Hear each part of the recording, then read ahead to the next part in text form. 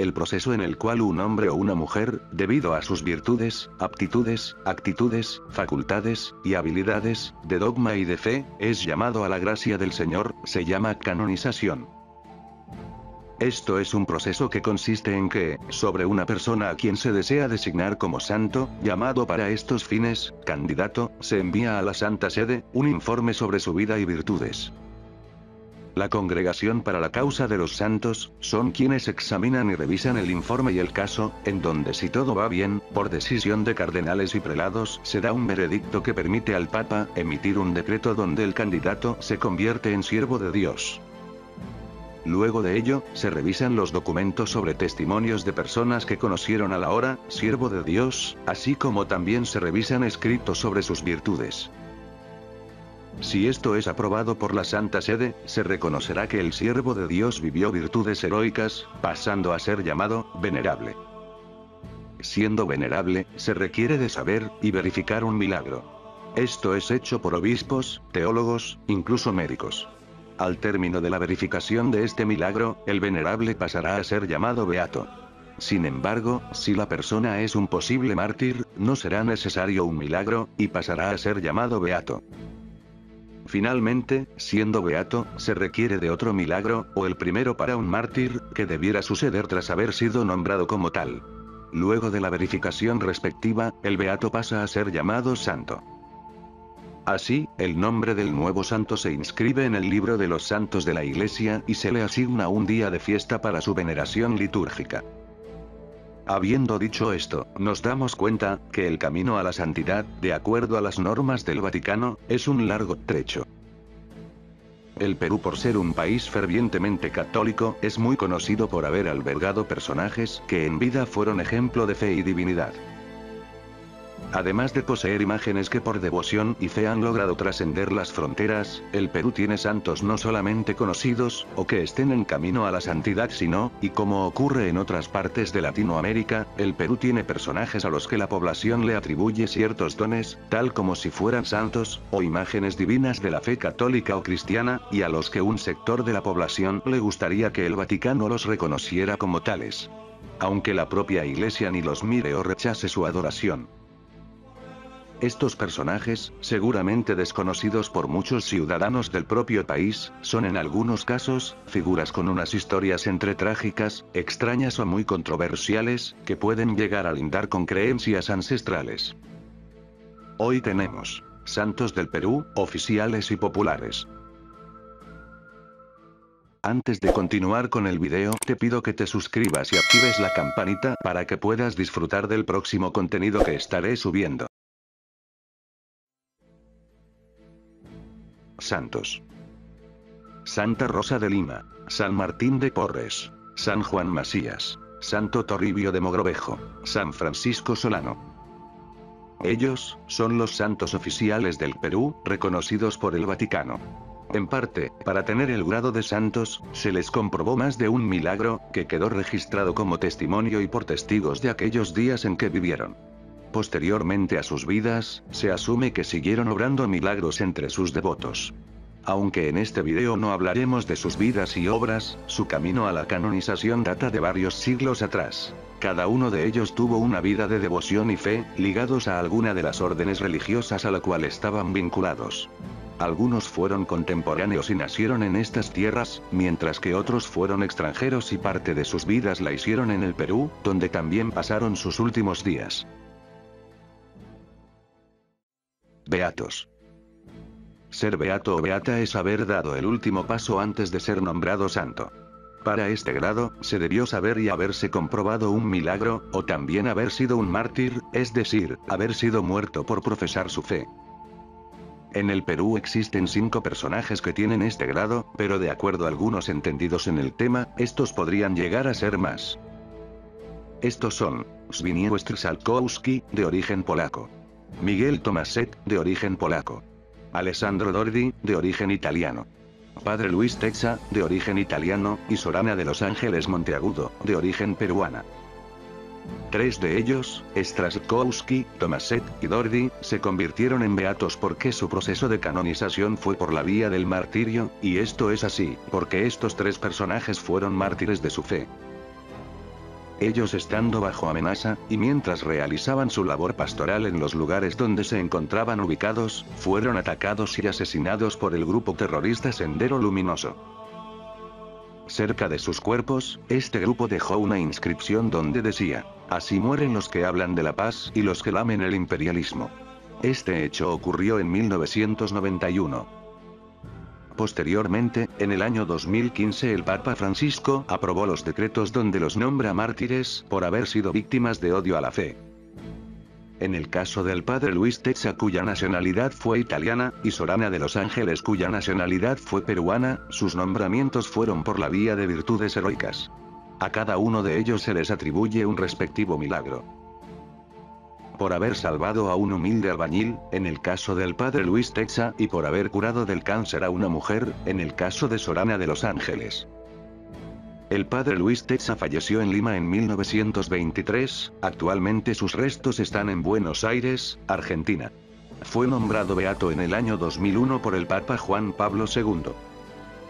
El nombre real de Sorana de los Ángeles fue Ana Monteagudo Ponce de León, vivió durante el siglo XVII, perteneció a la Orden de los Dominicos y fue beatificada por el Papa Juan Pablo II en 1985, durante su visita a la ciudad de Arequipa en Perú. Pero, se pueden mencionar a 4 personajes más que están en proceso de canonización o que estuvieron en él. Ellos son: Melchora Saravia Tasaico, Úrsula de Jesús, Nicolás Ayllón y el padre Urraca. Para Melchora Saravia, llamada también la Beatita Melchorita por sus devotos, aunque no tenga oficialmente este grado, fue una peruana que nació en Chincha, Ica. Vivió 56 años y falleció en 1951. En el año 2011 el Vaticano evaluaba elevarla a venerable, sin embargo, de ello no se sabe más, por lo que su condición actual, se entiende que sigue siendo de sierva de Dios. Úrsula de Jesús es un caso especial. Es llamada la Santa Escondida. Ella vivió durante el siglo XVII, en el Virreinato del Perú, al igual que los santos oficiales. Por haber sido de raza negra, parte de su vida lo hizo como esclava, luego estuvo vinculada a la Hermandad de las Hermanas Clarisas. Se le atribuyen milagros y además de que podía ver y conversar con las almas del purgatorio. Tiene un diario sobre su vida escrito por ella misma, sin embargo, aunque tenga importantes hechos considerados para ser toda una santa, ella no lo es por un trágico accidente. El galeón que llevaba toda la documentación de ella hacia Roma, se hundió en el mar, perdiéndose así todas esas pruebas para su canonización, quedando casi en el olvido por los propios peruanos. Actualmente se busca que se retome su proceso de canonización y algunos la consideran como venerable. Nicolás Ayllón, también vivió durante el siglo XVII, fue un sastre peruano que dedicó su vida a proteger a niños y jóvenes abandonados y en peligro de alejarse de la fe. Esta noble labor la realizó con su esposa. Tiene el grado de venerable, otorgado por el Vaticano, pero su proceso de canonización no prosperó a más. Actualmente se sigue divulgando su vida y obra. Fray Pedro de la Santísima Trinidad Urraca García, padre Urraca. Fue un fraile mercedario de origen español que vivió entre finales del siglo XVI y mediados del siglo XVII. Sus restos están sepultados en la iglesia de la Merced en el centro de Lima. De él se sabe que tiene un sinfín de milagros y un prodigio, en el que pudo escapar del demonio a través de una pared, en el que luego mandó a colocar una gran cruz. Existe un proceso de canonización abierto en su nombre desde 1682, siendo declarado como venerable por el Papa Juan Pablo II. Santos populares, o santos no oficiales. Los santos que mencionaremos a continuación tienen el título de populares, porque parte de la población, que cree en ellos, los denomina así. Estos santos no necesariamente están vinculados a la Iglesia católica y o cristiana, y más bien en algunos casos, están vinculados a la creencia de la gente, en el que a juicio de la población, o han sido víctimas de algún infortunio, o están vinculados a creencias ancestrales. En cualquiera de los casos, es como si la propia población les diera facultades mágicas o milagrosas, en base a supuestos milagros concedidos. Luisa de la Torre Rojas. La Beatita de Humay. Ella fue una mujer peruana humilde y sencilla que vivió en Ica, al sur de Lima. Junto con su hermana melliza Carmen, tuvieron un gran corazón para la caridad en servir y atender a los más necesitados. La Beatita de Umay vivió entre 1819 y 1869, cuando se luchaba por alcanzar la independencia del Perú y los primeros años de la República. Fue conocedora de hierbas medicinales, y se dice que fue una mujer fuerte y valiente. A la Beatita de Umay también se le llama sierva de Dios, por lo que probablemente se inició un proceso de canonización para ella, aunque sobre eso no lo podemos confirmar. En el 2017 se declara como Patrimonio Cultural de la Nación, las festividades en honor a la sierva de Dios Luisa de la Torre Rojas, el 21 de junio y el 21 de noviembre, su fecha de nacimiento y defunción respectivamente. Julia Rosas Muñante Milos. Rosita de Pachacútec. Nació en 1966, fue una niña peruana que vivió en Ica, al sur de Lima, falleció a los 8 años en 1974, días después de sobrevivir a una terrible agresión sexual dentro de su propia casa. De familia humilde, siempre fue devota del Niño Jesús, y al fallecer se dice que se apareció ante un niño enfermo y frente a la familia de este, diciendo que el niño se iba a sanar. Luego, según cuentan, el niño se recuperó milagrosamente. Su casa está llena de placas de oraciones y agradecimientos por milagros concedidos. Aparentemente tiene devotos dentro y fuera del país. Hasta donde se sabe no existe ningún proceso de canonización en marcha. Ricardo Melquíades Espiel Barrio Nuevo. Niño Ricardito. Nació en 1886 y murió en 1893 a la edad de 6 años, se dice que murió por malaria. Su tumba está en el Cementerio Presbítero Maestro, famoso por ser el primer cementerio general del país y por albergar a grandes personalidades de la historia del Perú. De su madre no se sabe nada, de su padre se sabe que fue diputado por Puno en 1866. Junto a su tumba se exhibe una estatua hecha de mármol de tamaño real. Es el niño más famoso del cementerio, tiene muchos devotos, incluyendo en ellos algunos de los trabajadores del cementerio. Se dice que puedes pedirle cualquier cosa, y que él te lo cumplirá, pero eso sí, si prometes llevarle flores y no lo cumples, él te castigará. Cuando llega a la fecha de su cumpleaños, el 10 de diciembre, el aniversario de su fallecimiento el 1 de marzo, o Navidad, el sector donde su tumba está ubicado, se llena por completo de sus devotos. Sobre él, tampoco se sabe si existe algún proceso de canonización, lo más probable es que no. José Luis Tipacti Peña Vázquez. Niño Chicho, o Niño de los Temblores. Muy seguramente es el santo popular más reciente en la historia del Perú. Fue un niño de 9 años que falleció durante el terremoto de Pisco de 7.9 grados ocurrido el 15 de agosto de 2007. Lo que se sabe de él es que fue un niño común y corriente, que pertenecía a una familia de clase media, en el cual Chicho, pues era llamado así por su familia, era muy amado. Lo que se sabe de él es que se encontraba en una cabina de internet cuando empezó el terremoto, aparentemente salió e intentó apoyarse en una puerta de rejas, que se encontraba enfrente de aquel local de internet para protegerse, pero el muro donde se encontraba esta puerta, cayó sobre él. Fue encontrado por sus familiares aproximadamente a las 5 de la mañana del día siguiente de ocurrido el terremoto, cuando lo buscaban entre los escombros. Desde entonces se levantó un pequeño mausoleo en el lugar donde fue encontrado, que poco a poco fue creciendo más y más gracias a su familia, y la gente que empezó a saber, y dar por seguro que hacía milagros. En ese lugar dejan cartas, juguetes, golosinas, fotos, oraciones y agradecimientos por los milagros concedidos. El lugar cuenta también con una estatua mandada a hacer y obsequiada por una devota suya, a quien también Chicho le cumplió sus pedidos. Su casa a solo metros del lugar de la tragedia y a tan solo unos pasos del templo del Señor de Luren, es visitada por muchas personas que le tienen fe. Aunque no cuenta con el visto bueno de la iglesia, y tampoco hay alguna intención de llevar a cabo el proceso de canonización, sus devotos crecen cada vez más. Su señora madre, quien recibe de todos los creyentes y devotos de Chicho en Ica todo el aprecio y respeto, siempre ha dicho que su hijo no es quien hace los milagros, sino que es un intermediario entre él y el Señor. Por otro lado, se dice que los padres del templo del Señor de Luren ven con recelo la creciente devoción hacia el niño Chicho. Udilberto Vázquez Bautista. Es uno de los santos populares que tiene una historia controversial.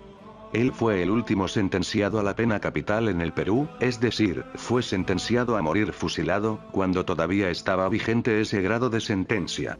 Esto ocurrió durante el gobierno militar de Juan Velasco Alvarado y se dio por el supuesto delito de violación sexual a una menor de 11 años. En un primer momento fue condenado a 25 años de cárcel, pero ante la apelación de la defensa, los jueces dictaminaron la máxima pena para él. Se dice que en realidad era inocente, y que él mismo se culpó para proteger a su hermano, quien habría sido el verdadero autor del crimen. La mañana del 11 de septiembre de 1970, en el campo deportivo del penal de Cajamarca, ubicado al norte del Perú, se aplicó la pena capital al acusado. Sin embargo, la población creía que era inocente. Sus restos se enterraron en el cementerio general de Cajamarca, en donde los pobladores le construyeron un mausoleo, y empezaron a orar y pedirle todo tipo de cosas, para obtener un milagro. Según se sabe, muchos dan fe que sí los cumple. En base a su historia, en Cajamarca se han realizado miniseries y películas para la televisión. Niño Compadrito. Es otro de los santos populares controversiales. Está ubicado en una casa humilde en el Cusco, y su imagen puede impactar cuando apenas se le ve, pues es algo perturbadora. Se trata de un cuerpo momificado de 50 centímetros de altura, tiene ojos de vidrio, dientes, una peluca de cabello largo, y atuendos como si de una imagen divina se tratase. Solo se le ve el rostro, aunque dicen que sí es un esqueleto completo. Según se dice, es el esqueleto de un niño de 13 años, que fue convertido en ese pequeño ser, por gente que se vengó de su padre, un español, pues era fruto de una deshonra hacia una mujer inca. Existe un documental sobre su devoción llamado El Niño de Cusco, y es conocido internacionalmente. Se cuenta que originalmente, fue encontrado por una niña que se encontraba perdida cerca de un río, y que ayudó a la niña a volver a casa. Desde entonces los padres de la niña, y al parecer las siguientes generaciones, permitieron que se quede en casa y fue adorado desde entonces. Sin embargo, la iglesia del pueblo supo de la idolatría que un sector de la población estaba cometiendo y prohibió que se le rinda culto. El monseñor del pueblo dijo que ese sector de la población estaba rindiendo culto a un mono. Fue así que, escondido por la familia, el culto al niño compadrito se detuvo, pero solo por un lapso corto de tiempo, pues volvió, y con fuerza, después de que el monseñor tuviera un trágico accidente en el vehículo en que viajaba, cayendo por un barranco. La población tomó esto con un castigo del niño compadrito hacia el monseñor. Entonces, al ya no ser ocultado más, la población empezó a pedirle por castigos o venganzas personales, sobre sus enemigos. Incluso, hubo un tiempo en que le prendía velas negras para estos pedidos. El anciano que cuida del niño compadrito, decidió no permitir más velas negras, para evitar esos pedidos, y que no se le considere al niño compadrito como un ser maligno. Aunque en muchos de sus numerosas cartas, y pedidos que le dejan por escrito, hay todavía ese tipo de solicitudes, y se dice que sí los cumple. Sara Colonia Zambrano. Sarita Colonia, o la Sarita. Muy seguramente es la santa popular más conocida y difundida en el Perú, aunque muchos seguramente no conocen su nombre completo, y solo la imagen que la caracteriza. Fue una mujer peruana que nació en una familia católica y humilde de Huaraz, ubicado al centro del país. En 1914, vivió 26 años, falleciendo en el hospital del Callao en 1940, a causa del paludismo, aunque su familia no está de acuerdo con aquella acta de defunción. Fue enterrada en una fosa común, en el cementerio Vaquijano y Carrillo, en el que luego de su fallecimiento, se empezó a rendirle culto hasta llegar a ser la santa popular más difundida. Su imagen se puede encontrar sobre todo por los sectores más marginados del Perú, entre pobres, delincuentes, convictos, prostitutas, gente humilde trabajadora, taxistas o choferes de combis, etc. Sobre ella han creado canciones, tatuajes, realizado miniseries, su nombre ha sido referido en programas de televisión y hay mercados que llevan su nombre, al igual que un grupo de rock, incluso un penal de reos en el Callao, lleva su nombre. Su capilla, levantada en el lugar de su tumba, tiene fotos, oraciones y placas de agradecimiento por los milagros que la gente dice haber recibido de ella en respuesta a sus pedidos y oraciones. No existe alguna intención de canonización, pues no es reconocida por la Iglesia, aunque se hacen misas en su nombre para fechas de su nacimiento, fallecimiento y en el Día de Todos los Santos. Estos fueron, solo algunos, de los muchos santos, beatos y santos populares, que seguramente existen en el país. Aunque algunos alejados de lo oficial, están quizá más cerca del pueblo, más cerca de lo que piensas, más de lo que imaginas, dispuestos a escucharte. Solamente tendrás que hacer una oración, llevarle flores, encenderle una velita, sobre todo, tener fe, y así quizá, obtengas tu milagrito. ¿Y tú, en quién tienes fe?